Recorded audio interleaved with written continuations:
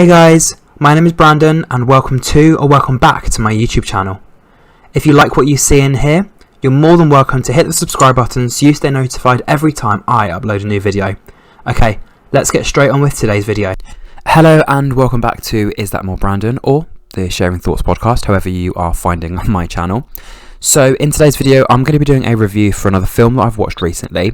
It came out in 2018, it's a horror/mystery and it lasted just under an hour and a half, and it's called The Bad Seed.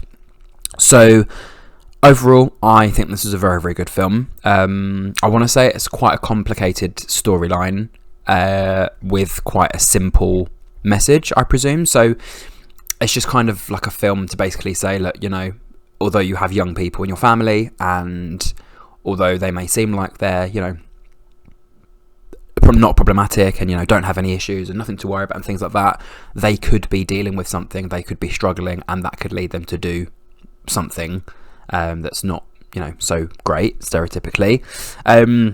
So in terms of the overview of the film, it basically says that David, so he's a single father, intrigued by the mysterious deaths occurring at his daughter's school. He then makes a chilling discovery about his daughter that alters their friendship, or that alters their relationship forever. So yeah, so you've got obviously Rob Lowe, so he's playing David Grossman, and you have McKenna Grace, who's playing Emma. So she's actually 18 now. Wow, she looks a lot different to when she was obviously in the film. But yeah, you basically have Emma, who's obviously this young child, and, you know, she's A-star student, very smart, very brave, very well-spoken. Not weird, but just, you know, just very different to the other kids. Like, she's smart, but like it's almost like she doesn't really have any friends, but she's brave and she's not scared of anything, basically anything or anyone.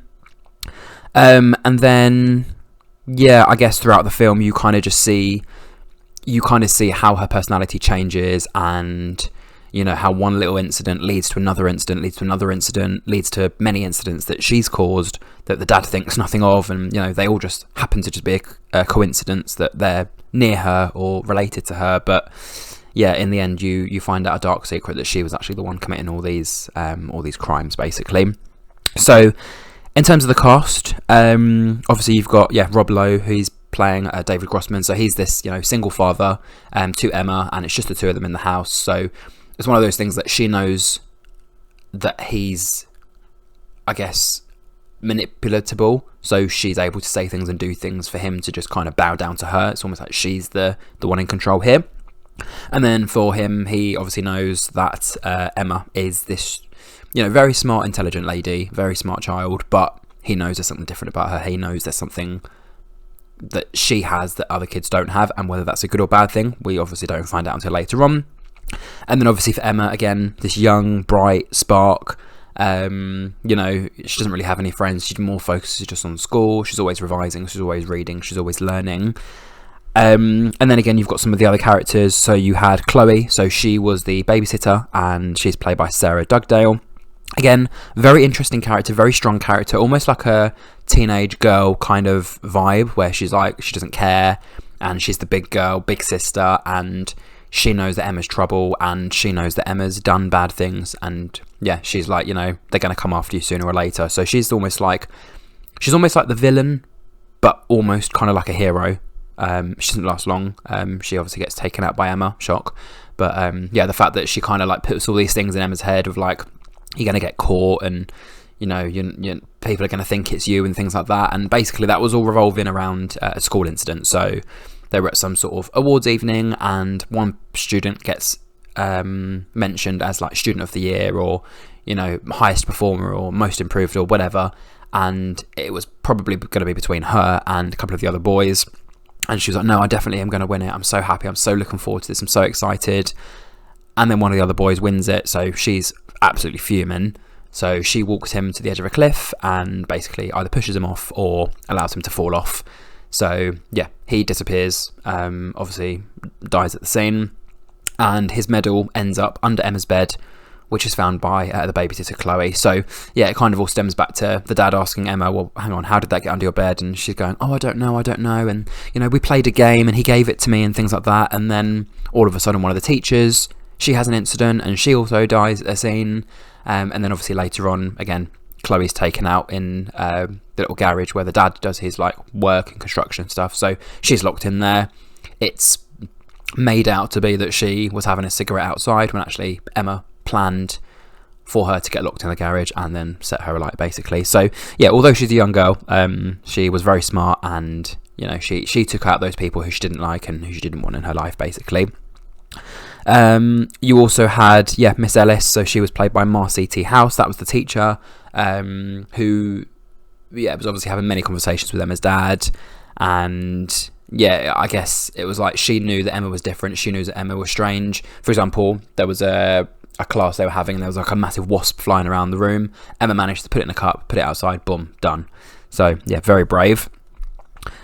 And then you had Angela Grossman, so I think that was the partner of David. So I think they were split, but still obviously in contact. And Dr. March, so she was played by Patty McCormack. And then you had many other characters in there, but they're not as seen as those other characters. But so that was basically that. Obviously towards the end of the film, Emma does kind of get found out, and Dad's not very happy. They end up going to visit one of her dad's friends' apartments. So I think it was just, she's obviously questioning where they're going and why they're leaving the area, and he's basically saying, I'm just going to try and protect you, things like that. And so Emma's outside sitting along the water. She obviously, unknowingly to the dad, has locked all the doors, and turned all the toasters on and all the lights and everything like that to try and almost start a fire.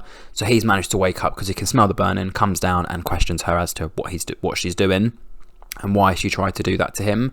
And she basically said, well, it seems like you don't like me, you don't trust me, things like that. And he was trying to console her and make her feel better, but indefinitely he knew that she was trouble and she was going to get caught sooner or later, so he needed to protect her by taking her away. He also fell asleep, and he managed to find a gun in the drawer.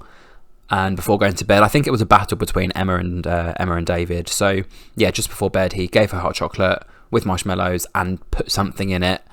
She was obviously very smart to not trust him, so she switched the two drinks, which we obviously find out after he then starts feeling a bit faint and weary. He wakes up because she shoots at him and misses. And then, he chases her into the bathroom with the gun. She hides in the bath, pretending that she is, being held captive by someone. And, this guy, her dad's trying to, take her out. She ends up crying and, all of this. His friend comes in. So it just becomes a bit of a mess where actually the whole story's changed. She's the problem. She's the one that's acting as if she's all innocent and, she's in a bad place when actually she's taken advantage of the dad. And then, the dad gets taken away, and Emma ends up leaving and going back to, I think it's the auntie's house, or the mum's house, or whoever's house she goes back to. So, I think it's Angie. The name is Angie. Auntie Angie, I think, or something like that. But, very strange turn of events in the film. But like I said, it's just that initial, she looks like a nice girl, and, she looks like she's smart and good grades and things like that, which presumably she does. And it's just the fact that her life is almost so perfect. That's kind of, for some reason, what triggered her to be a naughty girl, because she didn't win an award, because she didn't win, what happens yearly at a school. It's like she's won it every other year. Allow a different child to win it one year. But she wasn't taking that for an answer. So she took out the people that were stopping her from achieving her dreams, and then also putting her dad behind bars for falsely accusing him of, trying to hurt her when actually she almost killed him. So, a lot of different events going on in that story. Again, McKenna Grace, who plays Emma, very good actress. Almost reminds me of kind of like the acting style of Matilda. So it's kind of that sort of vibe. But overall, very interesting film. Like I said, very quick paced. There's just, things were just happening quickly, regularly. In the end, Emma managed to, get away from it all and continue her normal life as if she'd never been involved in any of these bad situations. So, very interesting film. And if you did enjoy my review, don't forget to like, comment, share and subscribe. And until my next review, thank you for watching. And if there's any other films or series you'd like me to watch, comment them down below and I'll try my best to get to them as soon as I can. So until my next review, thank you for watching and goodbye.